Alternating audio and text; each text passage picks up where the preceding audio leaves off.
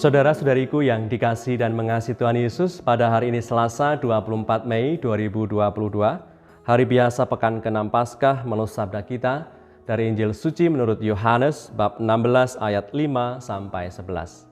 Mari kita siapkan hati kita untuk mendengarkan sabdanya.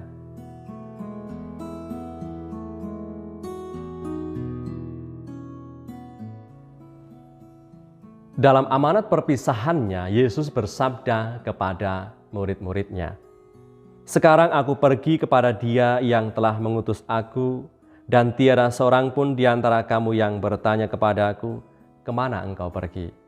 Tetapi karena aku mengatakan hal itu kepadamu, sebab itu hatimu berduka cita. Namun benar yang kukatakan ini kepadamu adalah lebih berguna bagimu jika aku pergi. Sebab jika aku tidak pergi, penghibur itu tidak akan datang kepadamu, tetapi jikalau aku pergi, aku akan mengutus Dia kepadamu. Dan kalau Ia datang, Ia akan menginsafkan dunia akan dosa, kebenaran, dan penghakiman.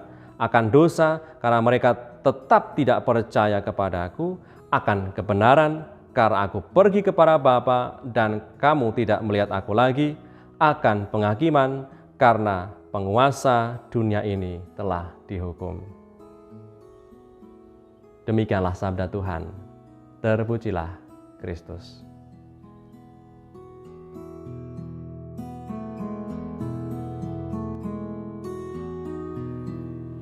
Saudara-saudariku yang terberkati, tadi kita mendengar sabda Tuhan kepada para muridnya demikian dalam ayat yang ke-7. "Benar yang kukatakan ini kepadamu adalah lebih berguna bagi kamu jika aku pergi. Sebab jika aku tidak pergi, penghibur itu tidak akan datang kepadamu. Tetapi jikalau aku pergi, aku akan mengutus Dia kepadamu." Di saat Tuhan Yesus mengatakan kepada para muridnya bahwa Ia akan pergi meninggalkan mereka, tentunya para murid terdiam dan sedih. Bagaimana tidak bersedih? Karena Yesus Sang Guru ini adalah orang yang hebat, pribadi yang hebat, penuh wibawa dan kuasa, meninggalkan mereka begitu saja. Lalu kepada siapa lagi mereka menaruh harapan mendapatkan keberanian dan kehormatan yang mereka alami ketika mereka kemana-mana bersama dengan Tuhan? Tentu mereka juga merasa mendapatkan kehormatan itu ketika banyak orang melihat dan mengalami mukjizat yang dilakukan oleh Tuhan. Ketika mereka, orang-orang yang disembuhkan itu memandang Tuhan, mereka juga turut memandang para murid yang bersama-sama dengan Tuhan Yesus. Tuhan Yesus sebagai satu-satunya alasan bagi mereka juga untuk berani meninggalkan segalanya, meninggalkan keluarga, pekerjaan mereka untuk mengikuti Yesus Sang Guru, mewartakan kabar Injil.